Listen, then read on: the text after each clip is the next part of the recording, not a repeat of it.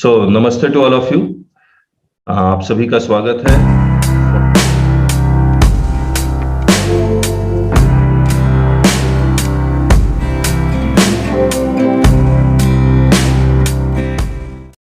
प्रीतम जी, पहले आपका इश्यू जरा समझते हैं, क्या हुआ जरा बताएंगे आप? बोल। मेरा क्या था? मेरा यूए बिल था, मेरे पास टैक्स इनवॉइस भी था। लेकिन मेरा एक हरियाणा का पार्टी सेल कर रहा था पंजाब में। अच्छा सुनिए ना, वही सेम इश्यू है जो आपने मुझे बताया था। सर हाँ, सेम इशू। ठीक है, मैं एग्जांपल ले लेता हूं। पंजाब का सप्लायर रिसिपिएंट हरियाणा में, तो इसने एक इनवॉइस बनाया और गुड्स मूव किया वेस्ट बंगाल टू हरियाणा। ठीक, यानी कि डिस्पैच फ्रॉम डिस्पैच टू, ये ई वे बिल बनाया। गाड़ी पकड़ी गई वेस्ट बंगाल में और ऑफिसर ये कह रहा है कि आपको पहले ये गुड्स पंजाब ले जाना है, उसके बाद राजस्थान हरियाणा लेके आना है। नहीं नहीं नहीं सर, ऐसा मैं नहीं था? इसमें कुछ बोलना चाहता। नहीं नहीं नहीं नहीं, हाँ। मैं बोलूं। हरियाणा से ज्यादा है माल पंजाब। चलिए, एक ही बात है। नहीं हाँ, हरियाणा से जा रहा है हाँ, पंजाब, ठीक है। पंजाब ठीक है, और माल उठ रहा है वेस्ट बंगाल से। ठीक है। तो पंजाब हरियाणा से पंजाब का बिलिंग हुआ है। तो ये सप्लायर हरियाणा है, से ये पंजाब का। रिसिपिएंट है। हाँ हाँ हाँ, हम्म। इधर का यूए बिल भी जनरेट किया है। सप्लायर हरियाणा, टू रिसिपेंट यूए बिल। हाँ। तो डिस्पैच फ्रॉम यहाँ, हम्म। डिस्पैच टू यहाँ, हम्म। और ये सप्लायर, ये इसने ई वे बिल जनरेट कर लिया। हम्म। यही हुआ है ना? ठीक है, मैंने हाँ स्टेट हाँ हाँ। बता दिया था। अब ऑफिसर क्या कह रहा है? ऑफिसर बोल रहा है कि वेस्ट बंगाल में जो गुड है वो हम्म। किसका है?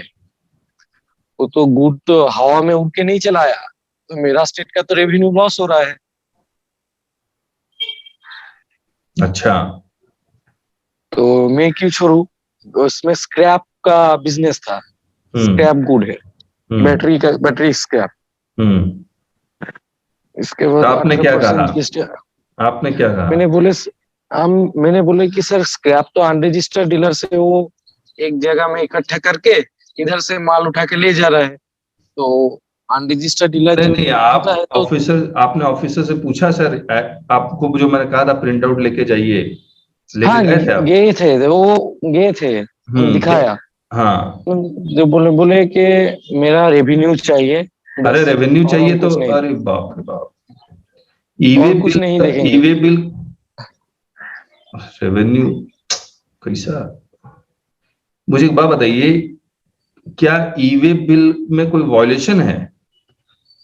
नहीं, वो तो नहीं है, लेकिन उसे बोल रहा पूछे है नहीं उसका आप कोई माल वॉयलेशन एक्चुअल। है क्या? नहीं नहीं नहीं, वो बोले एक्चुअल ओनर कौन है? वेस्ट बंगाल का कोई भी तो मालिक होगा। वो जो मटेरियल्स का कोई भी तो एक भी मालिक तो होगा। वेस्ट बंगाल में जो गुड्स है पड़ा हुआ है, वो उसका ओनर कौन है? जो भी है, उससे तो एक बिल बनता है ना हरियाणा के लिए। यही बोले हम। राजेश जी, बाकी लोग बताएंगे ये क्या कहना सर चाह रहा है एक्चुअली ये ऑफिसर? तो यूआरडी होगा ना, सेठी स्क्रैप बोल रहे होगा थे तो सर। यूआरडी परचेस होगा अनरजिस्टर्ड डीलर से। देखिए सर, ऐसा है, हम्म। ये बहुत बड़ी समस्या अफसर्स को आ रखी है। इन लोगों का दिमाग काम नहीं कर रहा है। हम्म। वो ये कहना चाह रहा है हम्म। कि आपने जगह जगह से गुड्स वहां इकट्ठा किया, हम्म। तो इकट्ठा जब किया तो आपने कोई तो बिजनेस प्लेस यहाँ बनाया होगा। कहाँ से? यहाँ पर? हाँ, वेस्ट बंगाल में जहां से आप इकट्ठा कर रहे हैं। हमने यहाँ पे एक डिस्कस किया था बहुत पहले, हाँ प्लेस ऑफ हाँ, याद बिजनेस आ के रहा है बारे मेरे में। को, हाँ हाँ हाँ। तो अगर बस यूआरडी है, रजिस्ट्रेशन रजिस्ट्रेशन यूआरडी लेना है, पड़ता है। सर यूआरडी भी है तो उसका ट्रांजेक्शन अमाउंट कितना है? 40 लाख के ऊपर है कि नहीं? 32 लाख है, 32 लाख। इंटर स्टेट सप्लाई भी तो सर हो रही है वेस्ट बंगाल से, तो रजिस्ट्रेशन तो करना नहीं पड़ेगा। प्रीतम जी मुझे एक बात बताइए कि मैं यूपी का हूं और बिहार में जाकर के गुड्स कलेक्ट कर रहा हूं, गुड्स कलेक्ट कर रहा हूं तो कहीं तो स्टोर कर रहा हूं। राइट सर, मैं वही पूछा था इनको, इनका प्लेस ऑफ बिजनेस है क्या वहाँ पे कुछ? नहीं है तो इंटरस्टेट भी कर रहे हो और बिजनेस प्लेस भी नहीं है तो हाँ, नहीं। पकड़ में आएंगे ही ना। तो वो नहीं तो वही इसीलिए वो आ रहे हैं, बोला था। लेकिन ये पेनल्टी छूट सकती है अगर मैं ये प्रूफ कर दूं कि सर मेरा कोई बिजनेस प्लेस नहीं है और मैं कहीं स्टोर नहीं करता। वो तो मुमकिन नहीं है।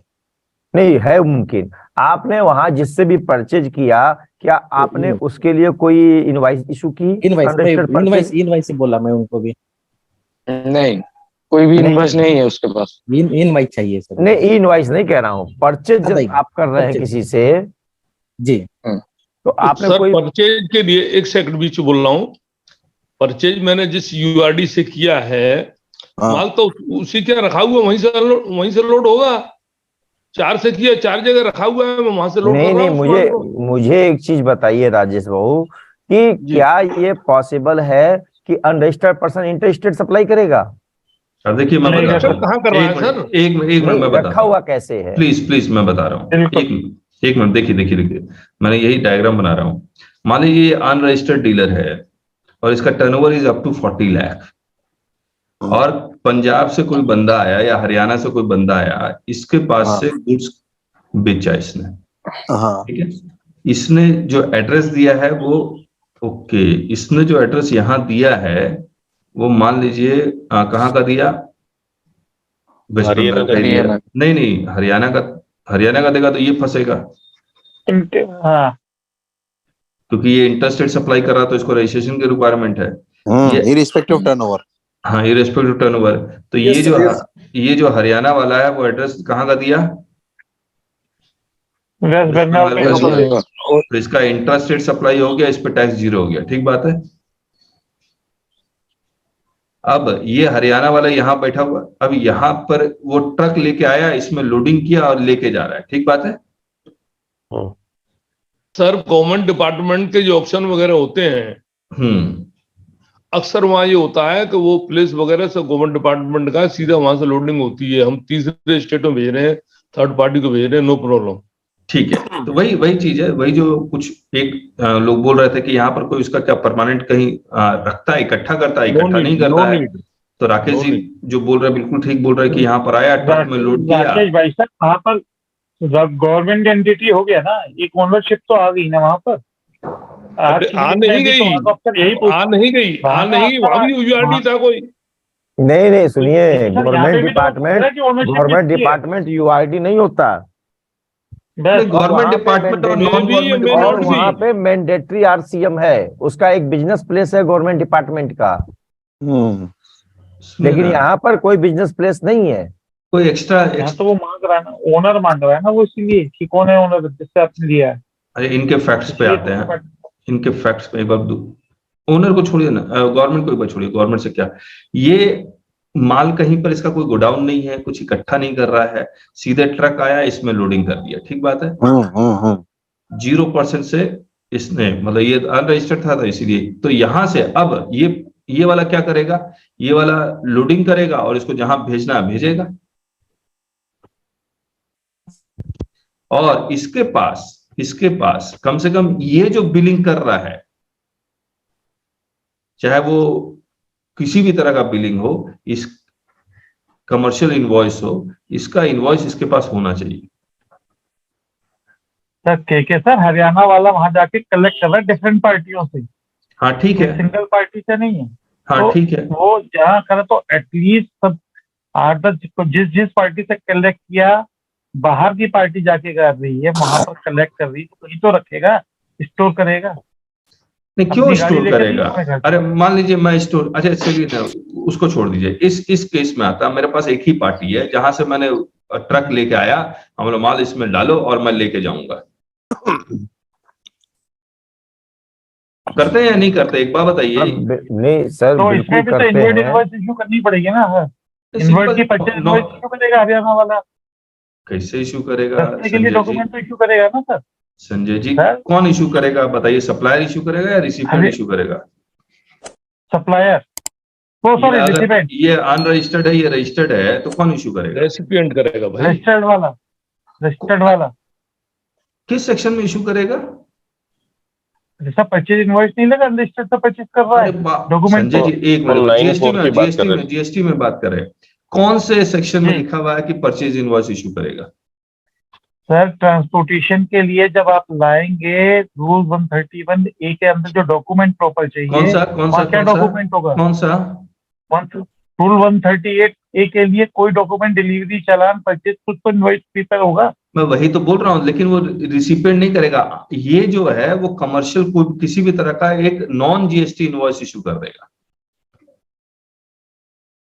9 सबसेक्शन 4 नहीं चल रहा है यहाँ पर, वो तो सस्पेंड हो चुका है कि आप कह रहे हैं रिसिपिएंट को बिल्कुल issue बिल्कुल करने के लिए। बिल्कुल सर, बिल्कुल सर, बिल्कुल बात मैं आपकी बात ठीक मानता है, हूँ। तो जो सप्लायर 9 इशू करेगा subsection- non GST invoice issue करेगा। अब आप कौन सा रूल बता रहे हैं, एक बार मैं पढ़ लेता हूँ इसको। तो सर यहाँ पर यही बात तो आ रही ना, वहां पर तो कोई डॉक्यूमेंट है ही नहीं ना इनके हाँ, पास। अब पूछने दीजिए मुझे। प्रीतम जी, हम्म। कोई डॉक्यूमेंट है हाँ सर। इसने जो नहीं हाँ, नेट नहीं चला, नीचे तो साथ हिल गया, हिलाना नहीं। पड़ेगा जाके। कल इसने शटर कोई गिराए होंगे ना document बहुत issue तेजी किया? से। हेलो, प्रीतम बोले जी, कि नहीं, उसके पास कोई इनवॉइस नहीं है। इस ये वाला ट्रांजैक्शन का कोई इनवॉइस नहीं है ना? नहीं नहीं नहीं, हाँ। ओके ओके, ये वाला तो वो ठीक है। बिना इनवॉइस तो नहीं ले सकता आदमी। सर इसीलिए तो वायलेशन मान रहा है ना उस चीज का। बिल्कुल 138 बिल्कुल। का। सर मैं उनको ये पूछा था प्रीतम जी को, उनके पास इनवॉइस है क्या? मेरा अगर बात हुआ था उनके पास। अच्छा, कॉमर्स, अगर कॉमर्स इनवॉइस होता तो भी चलता। जी। अरे आज की डेट में बना लो भैया, राम श्याम मोहन के नाम से लगा दो, अपील से ही छूटेगा, हाँ, छूट उनको जाएगा। उनको वही बोला है। तो और आफ्टर उसके- थॉट करके लगा देते हैं सर। और अपने रिप्लाई में इस चीज को जरूर लिख दीजिएगा कि मैं कोई वेयर हाउस मेरा नहीं है, कहीं मैं स्टोर नहीं करता हूँ, मैंने अनरजिस्टर्ड से डायरेक्ट खरीदा, अपने गाड़ी में डाला और मूवमेंट किया, जिसका ये बिल मेरे सामने है और जिससे खरीदा उसकी इनवॉइस इनक्लोज है, बस। और हाँ। इनवॉइस में सर, लिखा सर, एक है अपना- अच्छा मैं एक बात सर पूछना इसमें एक चाहता एफिडेविट और जो अपील के लिए फायदा करेगा, ये ओनरशिप का अपना एफिडेविट देते हैं सर। और जिससे मतलब आप खरीदा, सोच के- जिससे आप खरीदा सोच के उससे देखिए confirmation ले लो। आप लोग कर क्या रहे हैं।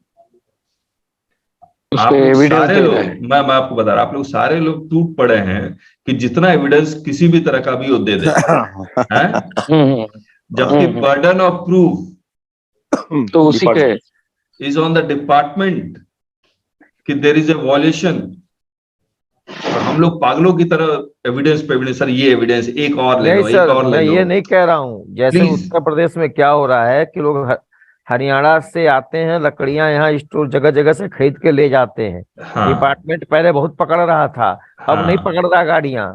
हाँ, मैं यही बात कह रहा हूँ, लेकिन आपको अपना बना के और रिप्लाई नहीं लगाएंगे। जैसे मेरी जब बात हुई तो वो कह रहे हमारे यहाँ तो मैनुअल जमा होता है। मैंने कहा मैनुअल बिल्कुल मत जमा करना, कोई पेपर जो टेम्प आईडी जो उसने दी है उस पर सारे अपने पेपर अपलोड करते जाना, रिप्लाई सब कुछ। मैं अब दूसरी बात, अब लीगल बात करते हैं। मैंने, अगर मैं ये ऑफिसर को कहता हूं और अनरजिस्टर्ड से परचेज, वाकई में अनरजिस्टर्ड से परचेज है, और वाकई में कि ये यहां से आया और लोडिंग किया और चला गया, यही तो केस तो यही है। तो ये एक नकली एक कागज में, कागज के टुकड़े में बिल बना के दे देता है, ठीक बात है, ईज ऑफ डूइंग बिजनेस। मैं अगर इतना भी लिखता हूं और ये फैक्ट के साथ लिखता हूं और उसको देता हूं, तो क्या पेनल्टी लग सकती है? कोई एफिडेविट नहीं दे रहा हूं, मैं कुछ नहीं दे रहा हूं, यही ट्रांजैक्शन हो रहा है पूरे इंडिया में, ऐसा चल रहा है। Why that और वो, officer is हाँ, insisting? वो रजिस्टर्ड है नहीं तो वो बनाते भी नहीं इनवॉइस। वो बनाएगा क्यों? बराबर है। हाँ, एक कागज का टुकड़ा देना है तो ले लीजिए सर, हाँ। गाड़ी छोड़िए। क्योंकि जो हिसाब किताब हुआ है वो तो उसमें ही हुआ है, कागज के टुकड़े पे ही हुआ है। और अगर वही वेस्ट लगा बंगाल का ऑफिसर ये कहता है कि मुझे अपने स्टेट का रेवेन्यू देखना है, तो ओरिजिन बेस्ड टैक्सेशन कर लीजिए आप। अरे कानून के हिसाब से ऑफिसर चलेगा ना। बिल्कुल सर।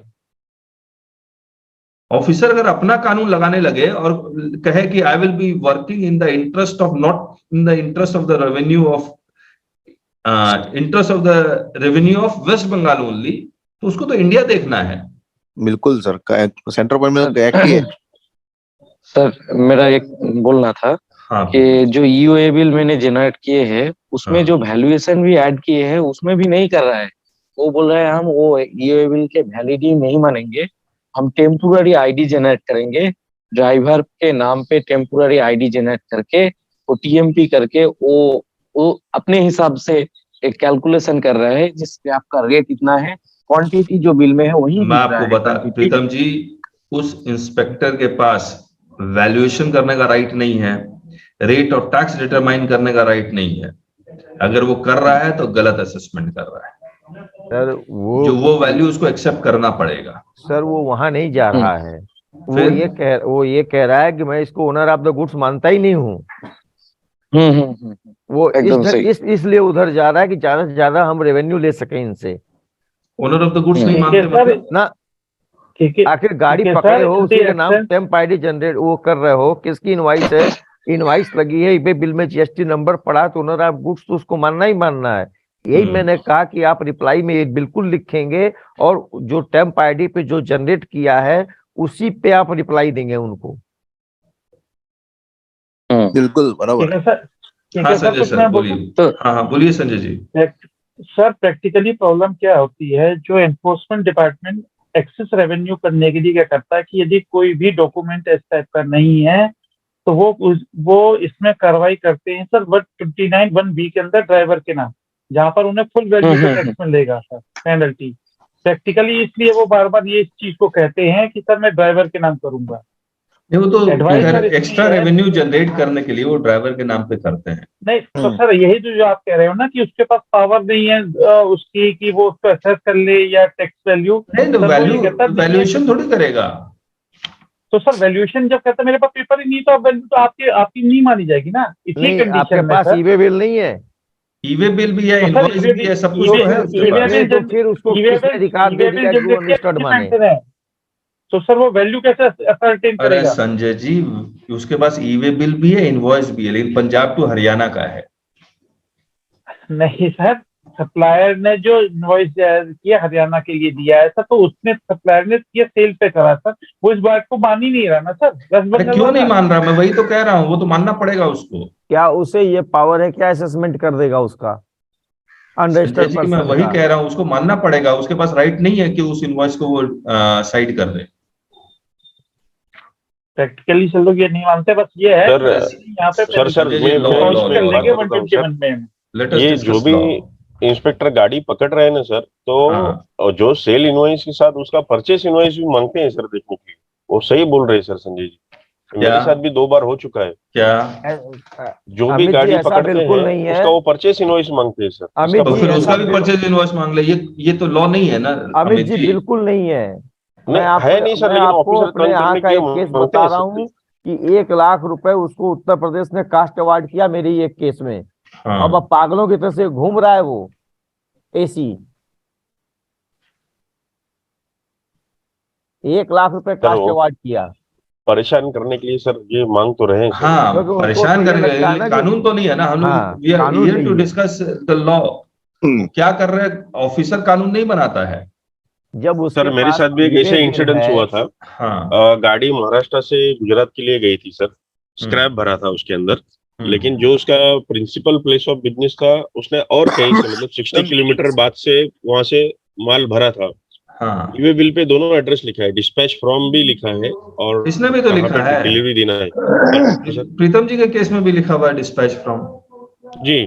लेकिन मेरी गाड़ी जब गुजरात में पकड़ी गई तो गुजरात के जो ऑफिसर थे उनका कहना था कि आपने जो जहां से माल लोडिंग हुआ है जो लिखा है डेस्टिनेशन, तो वो तो आपके जीएसटी सर्टिफिकेट में दिखता ही नहीं है, तो मैं पेनल्टी क्यों ना लगाऊं? तो मैंने उनको बार बार समझाया पेनल्टी किस चीज का लगाएंगे, मैंने क्या कॉन्ट्रावर्शन किया और क्या हाइड किया है। फिर उनका कहना था लेकिन आप गलत बना रहे हो, एक्चुअली जहां से भी आप माल उठाते हो, जैसे इनके केस में ये वेस्ट बंगाल से उठा रहे हैं तो वो भी प्लेस इनके ये रजिस्टर लिखा हुआ है, ऐसा उसका उनका आना चाहिए था सर, ऐसा उनका आप प्रीतम जी, मैं वही कह रहा हूँ अमित जी, प्रीतम जी के केस में वेस्ट बंगाल जहां से माल उठा रहा है वो लिखा हुआ है, डिस्पैच फ्रॉम, एड्रेस लिखा हुआ है, करेक्ट कह रहा हूँ? हाँ सर, हाँ करेक्ट। सर डिस्पैच फ्रॉम जो लिखा हुआ है ये एड्रेस, ये इनके जीएसटी के सर आरसी में उनके आना चाहिए, रजिस्ट्रेशन में होना चाहिए सर, उनके रजिस्ट्रेशन में जीएसटी होना चाहिए सर्टिफिकेट सर। में होना चाहिए। मतलब जी additional sir, place of business के रूप में होना चाहिए हाँ जी अगर ना, वो ये तो है गलत है। अरे फिर डिस्पैच फ्रॉम का मतलब क्या बना? फिर बिल टू शिप टू का क्या मतलब बना? क्या बात कर रहे हैं आप लोग? एक बात बताइए, ई वे बिल में डिस्पैच फ्रॉम इसलिए लिखा गया है ताकि वहां पर अगर रजिस्ट्रेशन नहीं है तो वहां से माल उठा सके। ये तो for the ease of doing business किया गया था। इसलिए सर, लेकिन एडिट यही होता है चीज वो सर। पॉइंट कर देखिए रहा था, सर, यही चीज को एडिट पॉइंट होता कर रहा था। है। देखिए सर, एक चीज बताऊं मैं आपको, वो आप जिस एक्ट पे बात कर रहे हैं वहां पर तीनों जगह रजिस्टर्ड पर्सन है। यदि वेस्ट बंगाल पे भी बंदा रजिस्टर्ड है तो वेस्ट बंगाल वाला मेरा सप्लायर यानी हरियाणा को पहले बिल इशू करता है, और हरियाणा वाला यदि पंजाब को दे रहा है तो वो अरे सीधा कर देगा। नहीं नहीं और नहीं सर नहीं, मेरी आप बात, संजय सर जी, मेरी संजय बात तो जी, सर मैं वही बात कह रहा हूँ सर। जो प्रैक्टिकल चीज ये है कि यदि हरियाणा वाला पंजाब को जो बिल करेगा तो वो बिल बनाएगा पंजाब के नाम और गुड्स डिस्पैच फ्रॉम करेगा वेस्ट बंगाल से, मगर उसी से साइमल्टेनियसली जो वेस्ट बंगाल वाले ने वो माल सप्लाई किया होगा हरियाणा वाले को, उसकी भी बिल होंगी। अरे उससे वो नहीं प्रूव किया, कर वो देता है। अनरजिस्टर्ड है, कहां से करेगा संजय हाँ जी? सर, मैं सर यही कह रहा हूँ, जब वो अनरजिस्टर्ड तो के केस में अफसर कहते हैं कि सर यहाँ पर आपका बिजनेस प्लेस संजय जी, नहीं है। संजय जी आप मानते हैं वो गलत कह रहे हैं? नहीं तो वो प्रूव करने के लिए यही तो बात आ रही है ना सर, संजय जी यही पहले चीज कह रहे हैं पहले वहाँ पर बताइए, check आप नहीं। पहले हाँ, एक मिनट, पहले मानते हैं वो गलत कह रहे हैं? गलत कह रहे हैं ना, उसी पे तो डिस्कस कर रहे हैं हम लोग। मैं अनरजिस्टर्ड से माल उठा रहा हूं उसके ट्रक ले जाके, और वो कह रहा है कि अनरजिस्टर्ड को रजिस्ट्रेशन करवा दो। क्यों करवा लेगा? इंट्रास्टेट सप्लाई है तो, और अप टू 40 लाख का टर्नओवर है तो ऑफिसर गलत कर रहा है, इसमें कोई डाउट नहीं है। चलिए प्रीतम जी, ये वीडियो हम लोग है ना यूट्यूब में आज ही डाल देंगे, आप दिखला दीजिएगा ऑफिसर को। ठीक है, ठीक है। हम्म। और किसी का कोई इश्यू? और ईवीएबल होना भी कोई वो थोड़ी है कि ईवीएबल भी नहीं बनाया भाई दी पे, उसने वायलेशन किया, उसके कंसिक्वेंसेस होंगे, भुगतेगा। ये कहाँ लिखा है कि ईवीएबल नहीं हुआ तो कानून बदल जाएगा सब? सर तो फिर मैं सर आज उसका पेमेंट करने के लिए हमको 11 बजे तक टाइम दिया हुआ है। हाँ। तो नहीं, वो 1 लाख वो यूपी का एक बोल रहे राजेश जी के 1 लाख एक रुपए चीज का ध्यान कास्ट अवार्ड दिया रखिएगा, है। आप अपना रिप्लाई दीजिएगा, रिप्लाई देने के बाद वो आपके जवाब से या तो सेटिस्फाइड होंगे या डिसएग्री होंगे तो आपके अगेंस्ट वो डिमांड क्रिएट करेंगे।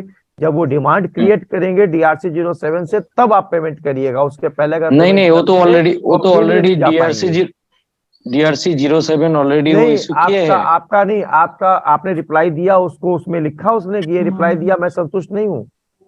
नहीं, रिप्लाई देने के लिए हमने बोले कि सर आप हमको ये दीजिए। उनसे नहीं, आप बिल्कुल कमिश्नर को उनकी शिकायत ठोक दीजिए मेल पर कि मैंने रिप्लाई प्रीतम जी, TMP आपके, प्रीतम जी टेम्परेरी आईडी आपके आईडी पे बनाई गई है कि ड्राइवर पे बनाई गई है? ड्राइवर पे बनाई गई है, मेरे पास आईडी पासवर्ड कोई फायदा नहीं मिलेगा सर, आप अपने पे बनवाएंगे सर, अपना रजिस्ट्रेशन लेके ओनरशिप पे TMP आईडी आपसे रिलेट होगी, ड्राइवर पे नहीं होगा सर। चलिए तो अगर ये टेक्निकल चीज है। नहीं, अगर प्रीतम जी को बना देंगे टेम्पररी आईडी तो वो तो ओनर हो जाएंगे, तो ओनर हो गया तो दूसरे स्टेट के होंगे। नहीं ओनर नहीं हुए सर, मैं रेसिपेंट बीइंग ए रेसिपेंट में अपनी ओनरशिप प्रूव कर रहा हूँ ना सर, इसीलिए तो मैं अपने वो नहीं मान रहा है ना वो, तो इससे ड्राइवर पे नाम भी संजय जी, टेम्प आईडी से, संजय जी हमारी बात सुनिए, टेम्प आईडी से ओनरशिप प्रूफ नहीं होता कभी भी। नहीं सर, मेरा ये नहीं कहना टेम्प आईडी से सर, जनरली जब वो टेम्प आईडी जनरेट करते हैं, नहीं वो ड्राइवर के नाम जनरेट करते हैं, वहाँ कोई ट्रबल नहीं है, कोई ट्रबल नहीं है। लेकिन समस्या क्या है, अगर हमारे कोई भी रिप्लाई को आपने कंसीडर ही नहीं किया और उसके बाद तो मैं अपील में जाके क्या बोलूंगा?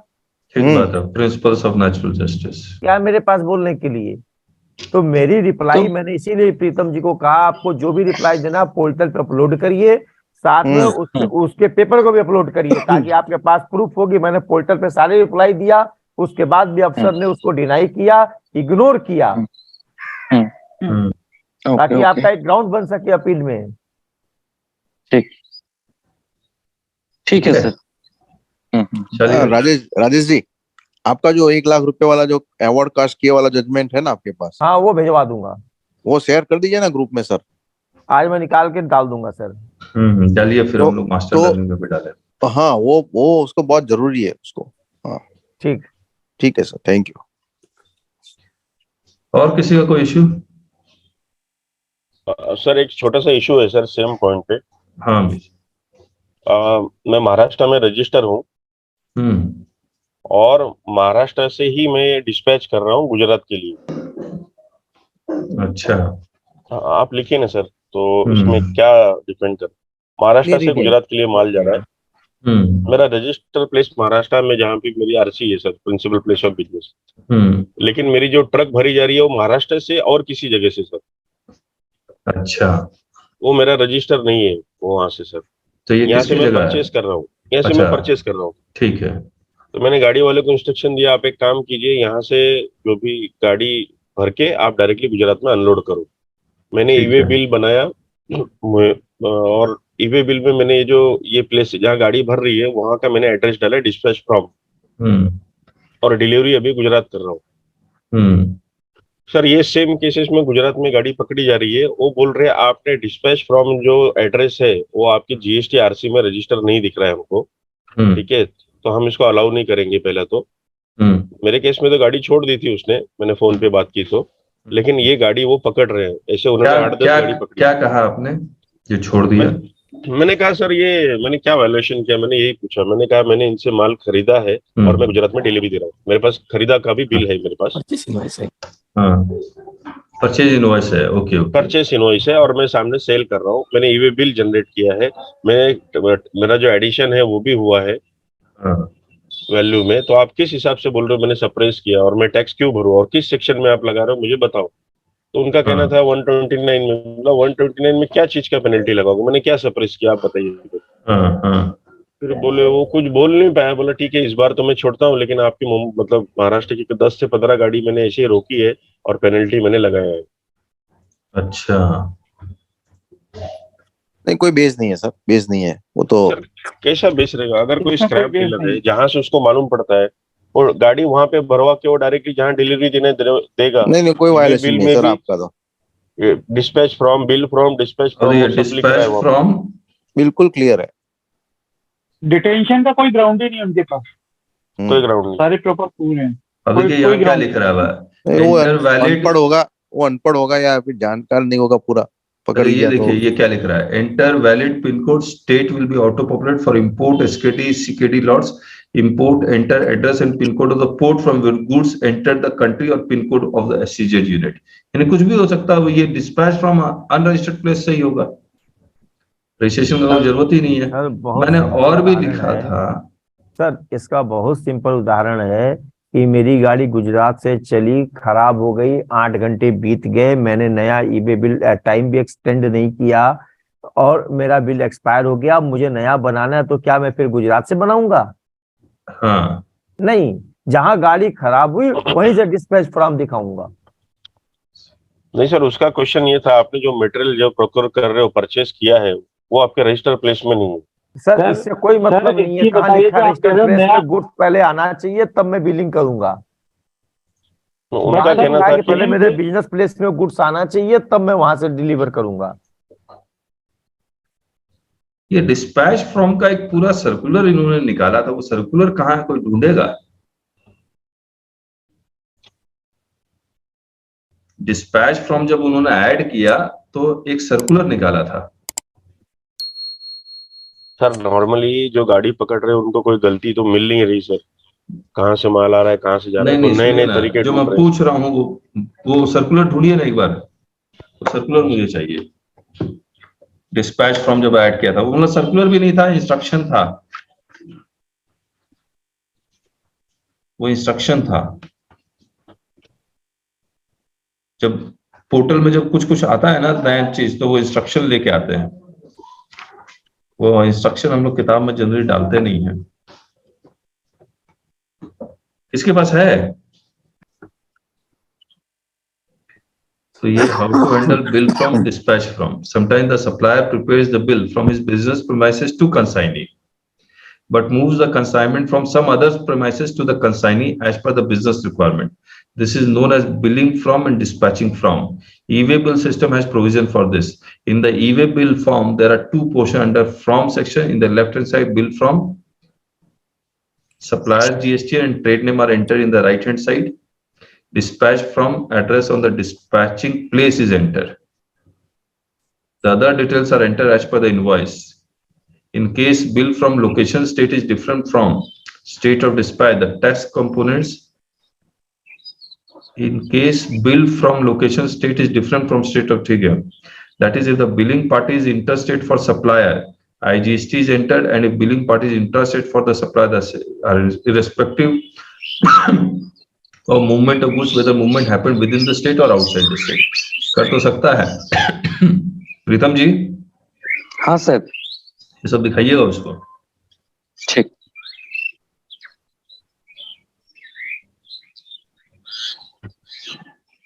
और ऑफिसर को बोलिए सर हम लोग केस फाइल करेंगे, अपील में जाएंगे, क्या समझे?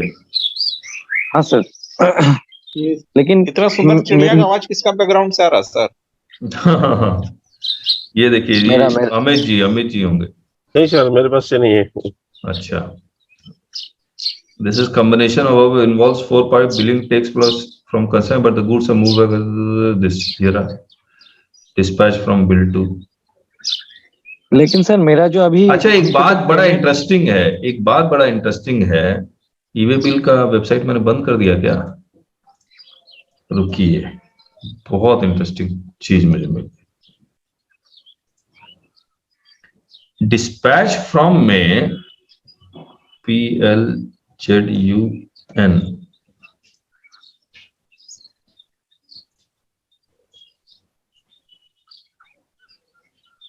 GSTN नंबर लिखा हुआ है यहाँ पर। बिल फ्रॉम, बिल टू में GSTN नंबर लिखा हुआ है, डिस्पैच फ्रॉम में कहाँ GSTN नंबर लिखा हुआ, बताइए तो मेरे को। तो जबरदस्ती ऑफिसर कह रहा है कि नहीं उसका भी GSTN नंबर चाहिए जहां से उठाया।